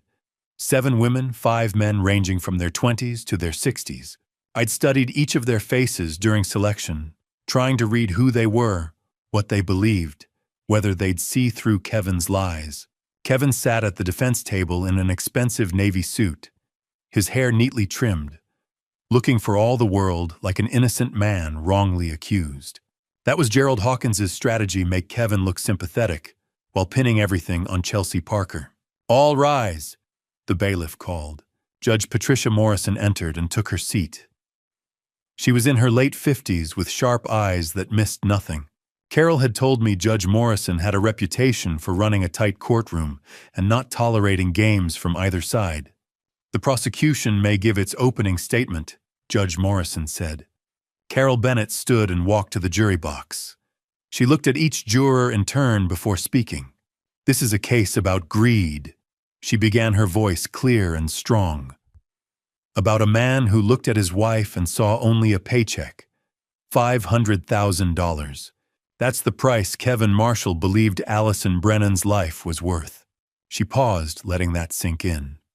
Over the next several days, you'll hear testimony about Kevin Marshall's debts. $385,000 he owed to casinos, to the victims of a Ponzi scheme he helped run to loan sharks and credit card companies. You'll hear about how he planned this crime for weeks, renting a storage unit under a fake name, buying cleaning supplies, rehearsing his story.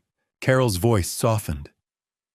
But you'll also hear from a 10-year-old girl named Amelia, a child who survived 7 days alone in a closet because her mother taught her how to hide, a mother who knew she was in danger but couldn't escape in time.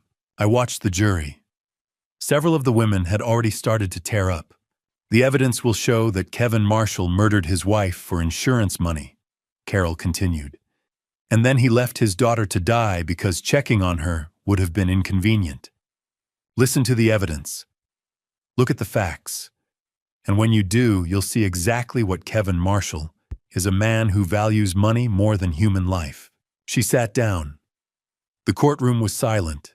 Gerald Hawkins stood next. Where Carol had been passionate, he was smooth, likable, the kind of lawyer who made you want to trust him. Kevin Marshall is not a saint, Hawkins began. He made mistakes. He got into debt. He made poor financial decisions. But he is not the cold-blooded killer the prosecution wants you to believe. Hawkins walked toward the jury, his hands open in a gesture of honesty. The real villain in this case is Chelsea Parker, a manipulative woman who rekindled an old romance with Kevin, seduced him, convinced him to help her, and then took matters into her own hands. Kevin Marshall was in another room when Allison died. He didn't know what Chelsea was doing until it was too late. I felt my jaw clench. Lies, all lies. Chelsea Parker has admitted her guilt. Hawkins continued. She's serving 25 years in prison, but she made a deal with prosecutors to testify against Kevin in exchange for that reduced sentence. Ask yourselves, what is her testimony really worth? Can you trust a woman who would do anything to reduce her prison time? He paused. Kevin Marshall is a victim here too, a victim of Chelsea Parker's manipulation. And I ask you to keep an open mind as you hear the evidence. The first witness was a forensic expert who testified about the blood evidence found in Allison's living room. The luminol photos were displayed on screens throughout the courtroom. Even cleaned the room had glowed with traces of what had happened there. DNA was recovered from under the victim's fingernails, the expert said. It matched Kevin Marshall. Meaning she scratched him during a struggle? Carol asked.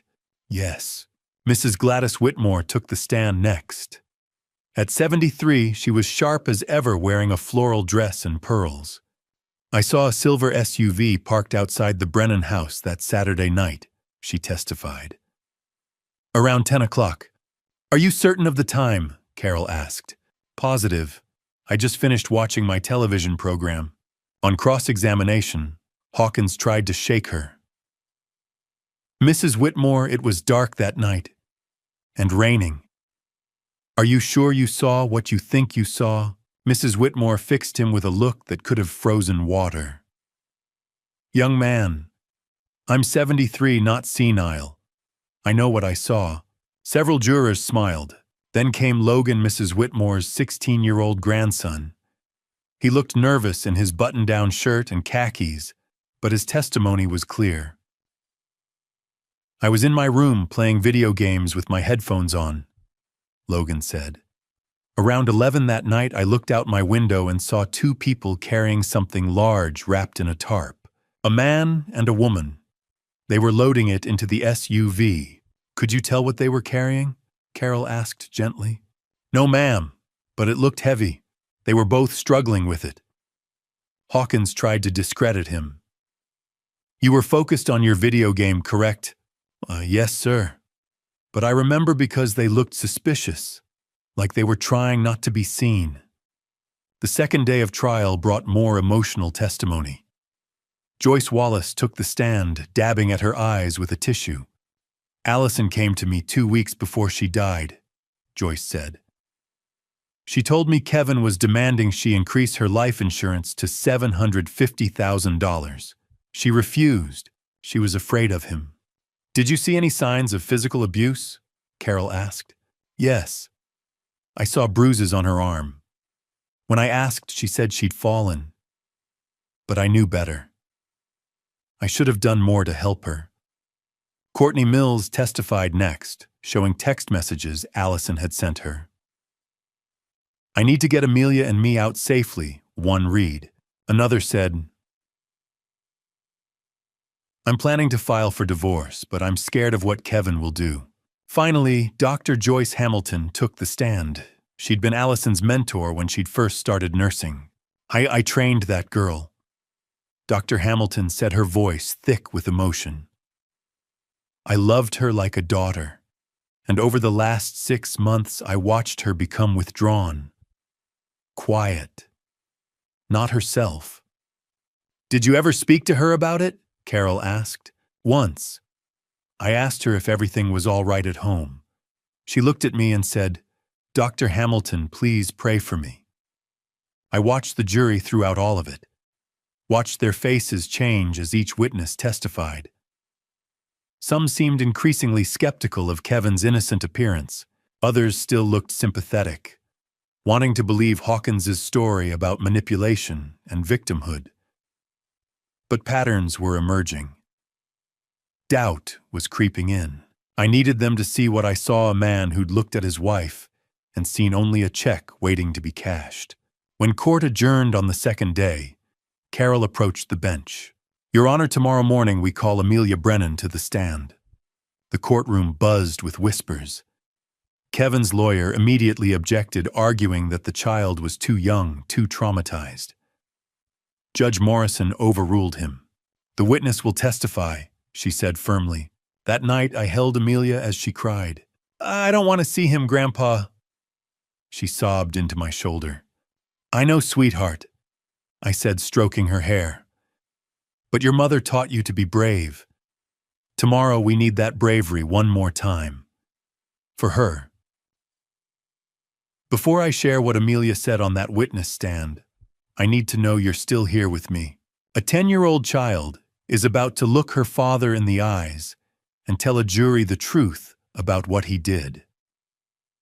If you think she's brave beyond measure, type brave in the comments below. Let me see it. Quick reminder. This story includes some fictional elements created for educational purposes. If you'd rather not continue, you're welcome to exit now. But if you want to hear how this little girl found the courage to speak her truth, stay with me. Trial Day 3. The courtroom was more crowded than before. Rumor had spread that a 10-year-old child would testify against her own father. I arrived early with Amelia and Dr. Samantha Reed. My granddaughter wore a simple blue dress, her hair pulled back in a neat ponytail. The stuffed bunny was tucked in my jacket pocket just in case. She looked so small standing there in the hallway. But I'd learned something over the past year. Small doesn't mean weak. In the witness preparation room, Amelia sat quietly, her hands folded in her lap. Dr. Reed knelt beside her. Remember what we talked about, Dr. Reed said gently. Just tell the truth. If you get scared, look at your grandfather. He'll be right there. Judge Morrison had offered a special accommodation, a privacy screen, that would block Kevin's view of Amelia while she testified. Many courts used them for child witnesses, but Amelia had refused. No screen, she'd said, her voice small but firm. I want to look at him. I was proud and terrified in equal measure. When it was time, the court clerk called Amelia's name. She walked into that courtroom with her head high, though I could see her hands trembling. The clerk helped her onto the witness stand. She was so small, she needed a footstool to reach the microphone. The clerk administered the oath. Do you promise to tell the truth, the whole truth, and nothing but the truth? Amelia's voice was barely above a whisper. I promise. The courtroom fell completely silent. Carol Bennett approached the witness stand slowly, her expression gentle and warm. Hi, Amelia, she began. Can you tell the jury where you were on Saturday, November 18th of last year? In my room, Amelia said. Her voice was quiet but clear. Then I heard yelling downstairs. "So what did you hear?" "My dad and a woman. They were yelling at my mom really loud, arguing about money." "What did your mother say?" Mom kept saying no, that she wouldn't help them anymore." Carol nodded encouragingly. "What happened next?" Amelia's voice got smaller. "Mom had told me before if I ever heard loud arguing I should hide in my closet and not come out until she called me. So I did that." "What did you hear from inside the closet?" "Scary sounds." Amelia's hands gripped the edge of the witness box, like things breaking. And Mom was crying. She was begging them to stop. Several jurors were already crying.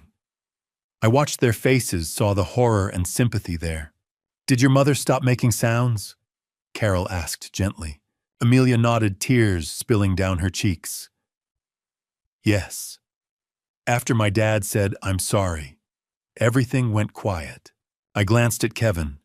His jaw was clenched so tight, I thought it might snap. When Amelia repeated his words, "I'm sorry," he'd looked like he wanted to disappear.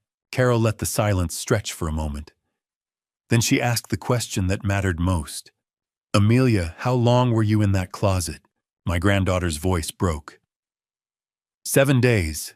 I waited for Mom to call me out like she promised, but she never did. The courtroom erupted in quiet sobs.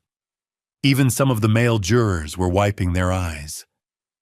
I felt tears streaming down my own face but didn't move to wipe them away. "Who finally found you?" Carol asked. Amelia looked directly at me. "My grandpa. He never gave up." Throughout her testimony, Kevin had been trying to stare at Amelia, some pathetic attempt to intimidate his own daughter.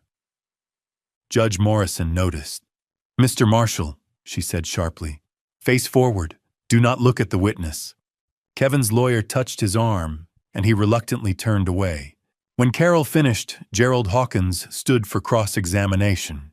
He approached the stand carefully, his voice gentle. "Amelia, I know this is very hard," he began. "But isn't it possible you heard things wrong? It was nighttime. You were scared. Maybe, I know my dad's voice." Amelia interrupted, her voice suddenly strong. "And I know when he's lying." Hawkins looked startled. "Why would you say that?" "Because he lied to my grandpa. He said Mom and I went on a trip, but Mom was gone and I was in the closet." I saw Hawkins hesitate, searching for another angle. "Well, Amelia, could it have been the woman Chelsea who hurt your mother? Not your father." "I heard both of them," Amelia said simply. "They did it together." Hawkins tried a few more questions, but Amelia didn't waver. Finally, he gave up. No further questions. Dr. Reed came forward to help Amelia down from the stand. As my granddaughter passed Kevin's table, she stopped. Everyone in the courtroom held their breath. She looked directly at Kevin, her small face composed. "Mom forgave him," she said, her voice clear in the silent room. "But I don't." Then she continued, walking her hand in Dr. Reed's, and left the courtroom. The silence was absolute, stunning. I glanced at the jury. Every single one of them was looking at Kevin differently now. The mask of the innocent, wrongly accused husband had shattered completely. His own daughter had testified against him with a clarity and conviction that no adult witness could match. Whatever sympathy Gerald Hawkins had built with some of the jurors, whatever doubt he'd tried to plant about Chelsea's role, about Paul's motives, about the circumstantial nature of the evidence had vanished in that moment. But I knew Kevin's lawyer wasn't finished fighting yet. If Amelia's testimony had broken hearts, Chelsea Parker's would shatter Kevin's defense. Trial day 4. Chelsea walked into the courtroom in an orange prison jumpsuit and handcuffs. She'd already been convicted in a separate plea hearing. But her story would be the final nail in Kevin's coffin. The bailiff helped her onto the witness stand and removed one handcuff, securing it to the rail. Chelsea looked different from her arrest photo. Thinner, haunted. Her dark-dyed hair had grown out, showing blonde roots. She was sworn in. The jury already knew she'd pleaded guilty to second-degree murder and received 25 years. Some of them looked at her with open disgust. Chelsea's hands trembled as she sat down. She knew everyone in that room hated her. Carol Bennett approached, slowly establishing the timeline first. "Miss Parker, how did you reconnect with Kevin Marshall?" "We met at a casino about 10 weeks before Allison died." Chelsea said, her voice barely audible. "Kevin was charming. He said his marriage was over, that he still had feelings for me." "When did the planning begin?" "About 8 weeks before. Kevin said, 'I need your help with something. Can you keep a secret?'" "What was the plan?" Chelsea swallowed hard. "Kevin said Allison was keeping his money, that she'd updated her life insurance policy and he deserved half of it. He asked if I would help him, convince her to cooperate." "Did you know it was a plan to end Allison's life?" Chelsea tried to maintain her innocence. "At first he said we'd just scare her. I didn't know. I didn't realize it would go that far." Carol's voice turned sharp. "But you helped plan the storage unit rental. You purchased cleaning supplies. That sounds very premeditated, Miss Parker." Chelsea's composure cracked. "Okay, yes. Kevin laid it all out. He said we'd make it look like she ran away. We'd split the insurance money and start over in Mexico." The jury's faces hardened. "Tell us what happened on Saturday night, November 18th. Chelsea took a shaky breath. "We arrived at the house around 9:45. Kevin was very angry. He'd just found out Allison had discovered all his debts.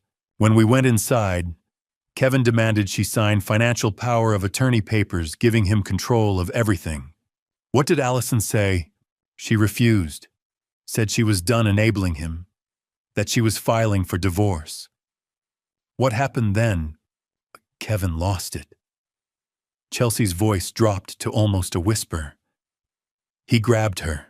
She tried to fight back. I helped hold her while she struggled. Kevin said, 'If you won't help me willingly, I'll do it another way.' And we took her last breath."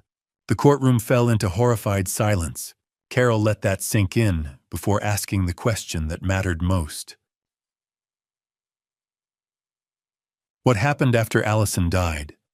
"We wrapped her in a tarp." Chelsea said, tears streaming down her face. "Started carrying her out to my SUV. That's when I heard a noise from upstairs. I asked Kevin, 'What about Amelia? Is she home?'" The jury leaned forward. "And what did Kevin say?" Chelsea's voice broke. "He said, and I'll never forget this, 'She's probably at a sleepover. Even if she's here by the time anyone finds anything, we'll be in Mexico with the money." Several jurors gasped. One woman covered her mouth in horror.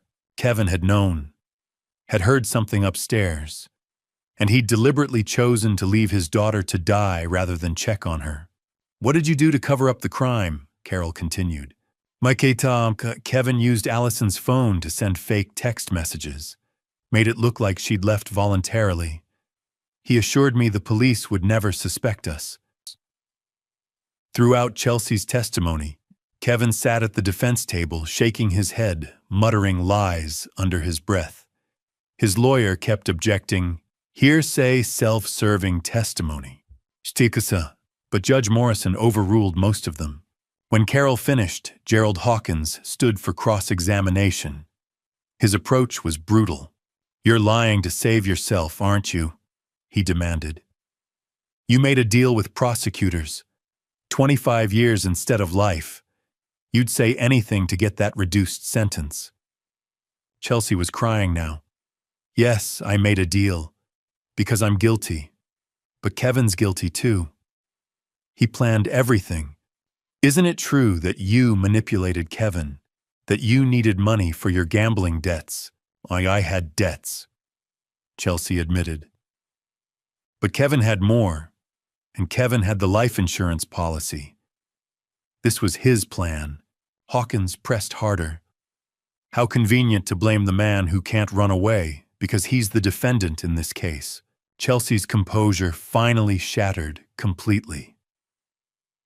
"I'm guilty!" she shouted. "I know that I'll spend 25 years in prison thinking about what I did," but Kevin was the one who looked at his wife and saw an obstacle. "He's the monster. I was just stupid enough to believe he loved me."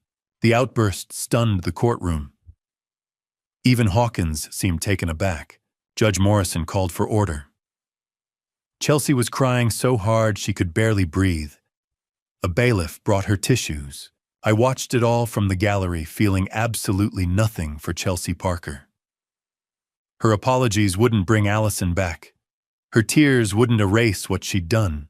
But watching Kevin's defense collapse piece by piece that mattered.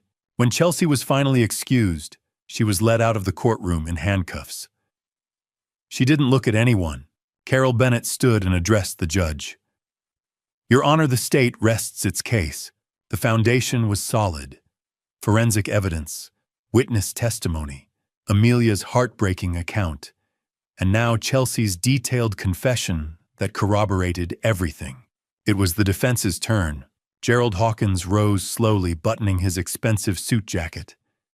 He looked at the jury, then at Judge Morrison. "Your Honor, the defense calls Kevin Marshall to the stand." My blood ran cold. Kevin was going to testify. He was going to try to lie his way out of this the same way he'd lied his way into my daughter's life. But this time, I would be watching. And so would 12 jurors who had already heard the truth. Kevin Marshall took the witness stand like a man who'd rehearsed his role 100 times. Confident. Wronged. The victim. But lies always have a way of unraveling under pressure. And I was sitting in the front row, ready to watch every thread get pulled. He was sworn in, wearing an expensive charcoal suit, clean-shaven, his hair perfectly combed. He looked at the jury, making eye contact with each of them, trying to establish some kind of connection. Gerald Hawkins approached with his prepared questions. "Did Kevin tell the jury about your marriage with Allison?" Kevin's voice was measured, coached. "We had our problems. Money was tight. I made mistakes getting into debt. But I loved Allison. I loved her deeply. Did you ever hurt your wife?" "Never. Not once in 11 years of marriage." "Do you know how Allison died?" Kevin's face arranged itself into an expression of grief. I thought maybe she'd left, or that someone else had hurt her. Maybe Chelsea acting alone. Why would Chelsea hurt Allison? Chelsea was obsessed with me. She wouldn't let go of our past relationship. Maybe she eliminated Allison out of jealousy. I watched from my seat, my hands clenched on the armrests. Every word was a lie, and he spoke them so smoothly. Then Carol Bennett stood for cross-examination. She walked toward Kevin slowly, calmly, like a predator circling prey. "Mr. Marshall, your wife's body was found in a storage unit that you rented, correct? Someone must have framed me, used my identity. Your fingerprints were on the rental contract." Kevin stumbled. I must have signed something Chelsea gave me. I didn't know what it was." "Your DNA was found under Allison's fingernails. How did it get there?" "No, we had an argument earlier that week. She may have scratched me then."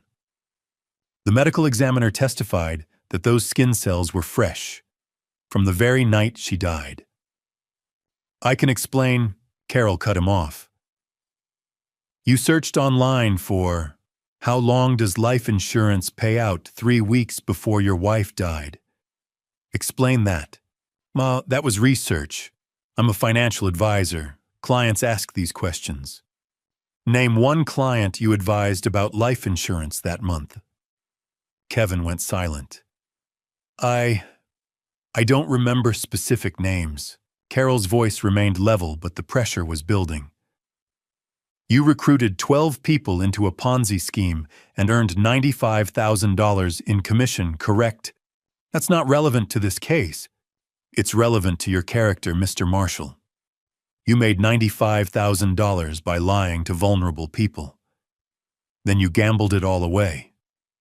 I was a victim of that scheme too. No, Mr. Marshall. You were a recruiter. The FBI has proof. You're a professional con artist. Kevin's careful composure was starting to crack. This is ridiculous. Chelsea Parker testified that you knew Amelia might be in the house. That you said, by the time anyone finds anything, we'll be in Mexico with the money. Is that true? Chelsea is lying to save herself. Carol's voice turned sharp. Your daughter testified that she heard you say, "I'm sorry," right before her mother stopped breathing. Is Amelia lying too? She was confused. She's just a child. Mr. Marshall, you saw your wife as a final score to fix your debts, didn't you? $500,000 to solve all your problems. That's when Kevin exploded. She should have helped me. We were married. That money was mine too. She owed me everything He stopped mid-sentence, realizing his mistake. The courtroom erupted in gasps and whispers. Judge Morrison banged her gavel. Order! But the damage was done. Kevin had just admitted exactly what Carol had accused him of. He'd seen Allison as money, not a person. In the chaos, Kevin started crying fake tears I could see through from across the room. No, I loved her. He sobbed. Paul never believed that he poisoned Allison against me from the beginning. I couldn't stay silent. I jumped to my feet. You're a liar! Judge Morrison turned to me. Mr. Brennan, sit down immediately, or I will hold you in contempt of court. Detective Carter grabbed my arm and pulled me back into my seat. But in that moment, Kevin and I locked eyes across the courtroom. For 1 second, just one, Kevin's mask fell completely. His face went cold, empty. Those were the eyes of someone who felt nothing. Dead eyes. Then the fake tears returned, the wounded husband act resumed. But the jury had seen it. That flash of what Kevin Marshall really was underneath all the lies. Gerald Hawkins tried to salvage things with redirect examination, asking softball questions to give Kevin a chance to explain. But it was too late. Every answer Kevin gave now sounded hollow, desperate. When Kevin was finally excused and led back to the defense table, he was shaking. Judge Morrison addressed both sides. Closing arguments will begin tomorrow morning at 9 a.m. Court is adjourned. As the bailiff called for everyone to rise, I watched Kevin lean over and whisper frantically to Gerald Hawkins. The panic was clear in his eyes. He knew what I knew. His lies had finally caught up with him. Hawkins shook his head at whatever Kevin was asking. No. Whatever desperate play Kevin wanted to make, it wasn't going to happen. Tomorrow, the jury would begin deliberations. And I'd spent 12 months making sure they would see the truth. The 8th day of trial. Closing arguments.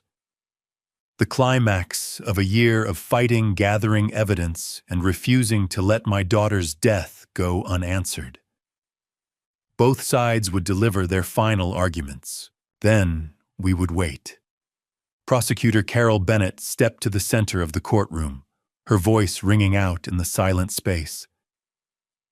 Kevin Marshall planned to murder his wife for 2 months. He recruited an accomplice. He researched the payouts. He stood in that living room and took away Allison Brennan's last breath. Then he abandoned his 10-year-old daughter alone to die. For money. $500,000. That's the price he put on Allison's life. Don't let him get away with it. Defense attorney Gerald Hawkins stood adjusting his tie. Kevin Marshall is guilty of poor judgment, of debt, of trusting the wrong woman. But murder, premeditated murder. The evidence isn't there. Chelsea Parker is the real killer. She manipulated Kevin, killed Allison, and now she's cutting a deal to blame Kevin. There is reasonable doubt. You must acquit. I watched the jury's faces, hard to read. Some seemed decided, others still uncertain. Judge Patricia Morrison struck her gavel. Before the jury deliberates, I'm allowing Mr. Paul Brennan to speak. I stepped to the stand, hands trembling, looking at the jury, then at Kevin. My name is Paul Brennan. Allison was my only daughter. For 34 years, she was the center of my world. Kevin Marshall didn't just take her life. He destroyed my granddaughter's childhood. He left a 10-year-old child to waste away alone in a closet thinking she'd been abandoned. Allison was a nurse. She spent her life saving people, healing them. And the person she trusted most ended that life for insurance money. My voice broke. I will never walk her down the aisle again. Never see her grow old. Never hear her laugh at my terrible jokes. Kevin took everything. I looked straight into his eyes. You won't escape this. Not while I'm breathing. And Allison, she wasn't just a victim. She was a mother who loved her child so much, she taught her how to survive even when she couldn't. That's her legacy. Not how she died, but the love she left behind. I sat down, tears falling, several jurors crying too. The jury was dismissed at 2 p.m. to deliberate. I waited with Joyce Wallace in the courthouse hallway, while Amelia stayed home with Emma. Hours crawled by like decades, 3 o'clock, 4, 5, 6. I worried, what if they don't believe us? Detective Noah reassured me they believe. I saw their faces when Kevin testified. At 8 p.m., the jury sent word they had a verdict. Everyone returned to the courtroom. The judge asked, "Has the jury reached a verdict?" The foreperson, a woman in her 50s, stood, "We have your honor." I held my breath. In the case of the state of Tennessee versus Kevin Marshall on the charge of premeditated murder resulting in death, how do you find? Her voice rang out clearly. We find the defendant guilty. The courtroom erupted. The judge continued through the other charges: conspiracy, guilty; child endangerment, guilty; all counts, guilty. I closed my eyes, tears of relief streaming down. Kevin's face showed shock, denial, fury. His lawyer immediately requested an appeal, but was denied. 2 weeks later, in early December, I returned to the courtroom for sentencing. The judge read, "Kevin Marshall, you have been found guilty by a jury of taking the life of your wife, Allison Brennan, in a calculated, premeditated act for financial gain. You have shown no remorse. You left your daughter to die. You manipulated everyone around you. I sentence you to life in prison without the possibility of parole." Kevin exploded. "This is wrong. I didn't." Security officers restrained him, dragging him from the courtroom as he screamed. Chelsea Parker received 25 years eligible for parole after 20. I watched Kevin being led away in chains. He looked back one last time. I didn't look away. I wanted him to see that I had won, that justice had won. Outside the courthouse, reporters swarmed, microphones thrust in my face. "Mr. Brennan, how do you feel?" I didn't answer, didn't need to. I walked past them to where Joyce waited with Amelia, my granddaughter. Our granddaughter now ran into my arms. "Is it over, Grandpa?" "Yes, sweetheart," I said, holding her tight. "It's over. He can never hurt anyone again." She buried her head in my shoulder. "Can we go home, home? Not back to Tennessee where I used to live, not Allison's empty house, but home wherever Amelia and I would build a life together." "Yes," I whispered. "Let's go home." 6 months after Kevin Marshall was sentenced to life in prison, people still ask me, "How do you move forward after something like that?" The answer is never simple. You don't move on from losing a child. You learn to carry it differently. You find new reasons to wake up each morning. For me, that reason has a name, Amelia. We built a new life together in Tennessee.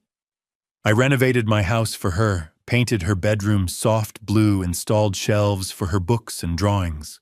She started 5th grade at the local elementary school. Her best friend is Emma Joyce Wallace's daughter. Every Saturday they take art classes together. Therapy with Dr. Samantha Reed continues now monthly instead of weekly. The nightmares come maybe once a month instead of every night. She laughs more. God, I treasure that sound. She still keeps her stuffed bunny but doesn't clutch it constantly. She talks about Allison openly. Grandpa, remember when Mom taught me to make pancakes? She's learning she can be happy without feeling guilty. My own healing is messier. The pain is still there, but the edges have softened. I found purpose in raising Amelia in honoring Allison's memory. Sunday dinners at Joyce's house became our tradition. I started teaching electrical work part-time again, and one Saturday morning in the garage, I found myself teaching Amelia the same way I'd taught her mother decades before. Amelia sat on a wooden stool, small hands covered in grease, face scrunched in concentration, as she studied the lamp we were fixing. She looked exactly like Allison at that age. This blue wire connects to the neutral, I explained. See? Because everything needs a path to return to right, she said. I smiled through the ache. Exactly, sweetheart. You sound just like your mom. Is that okay? That's the best thing you could possibly be. We worked in silence before she asked, Grandpa, why does Miss Joyce help us so much they didn't have to? I set down my tools. Because your mother loved people so well, sweetheart.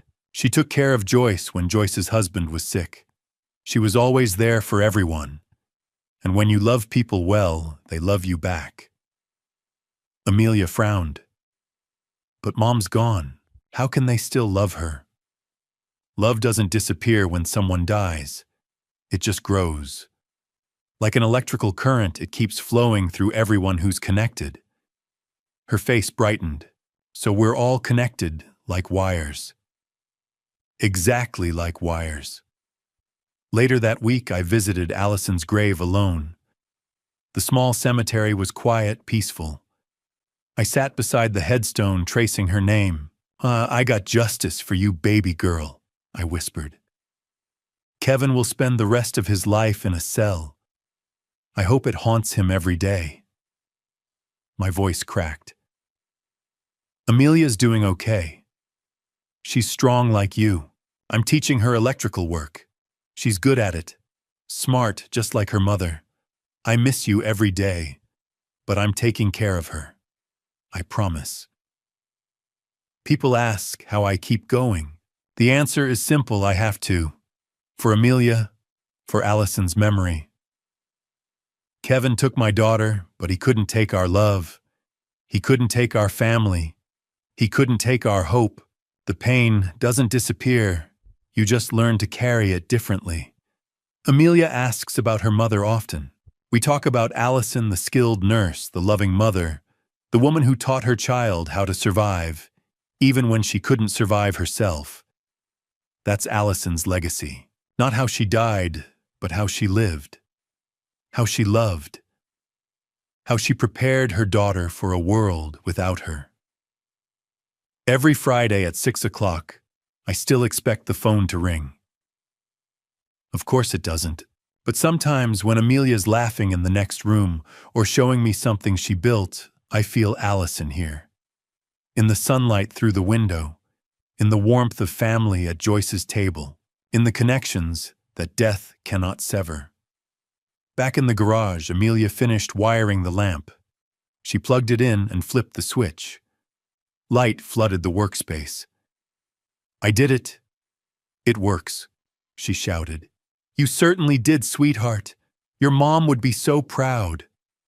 She threw her arms around me. I love you, Grandpa. I love you too, Amelia. Always. And to you listening to this story, remember this: I spent a year chasing justice for my daughter, and I got it. Kevin Marshall sits in a prison cell for the rest of his life.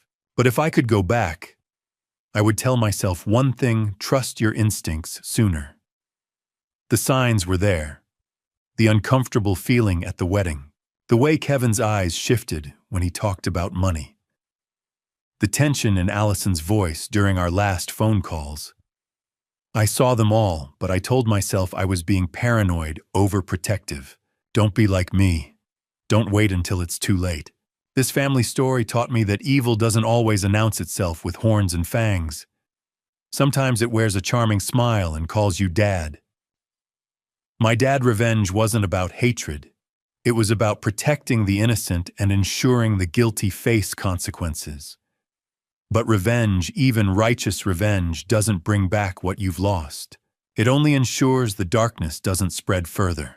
Looking back on this family story, I realized that Allison prepared Amelia not just for 7 days in a closet, but for a lifetime without her. She knew something was wrong. She tried to protect her child the only way she could. That's the power of a mother's love. It transcends death itself.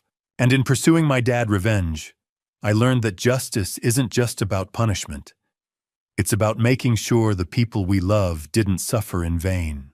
God has a way of putting people in your path when you need them most. Joyce Wallace, Detective Noah Carter, Dr. Samantha Reed. They were all instruments of grace in the darkest chapter of our family story. I don't understand why God allowed Allison to die, and maybe I never will. But I know He didn't abandon us in that darkness. He gave us the strength to survive it. My advice: listen to that voice in your gut. If something feels wrong, investigate. Ask questions. Don't let politeness or fear of conflict silence your protective instincts. A father's or a dad's revenge should never be necessary, because we should act before tragedy strikes. If this story resonated with you, please take a moment to share it with someone who needs to hear it. Leave a comment below telling me what struck you most about this journey. And if you haven't already subscribed to this channel, your support helps these stories reach people who need them. Thank you for staying with me until the end of this painful but necessary family story. A final note: the stories on this channel may contain fictional elements created for educational purposes. If you find the content distressing or unsuitable, please feel free to exit and choose something more appropriate for you. Take care of yourselves and each other.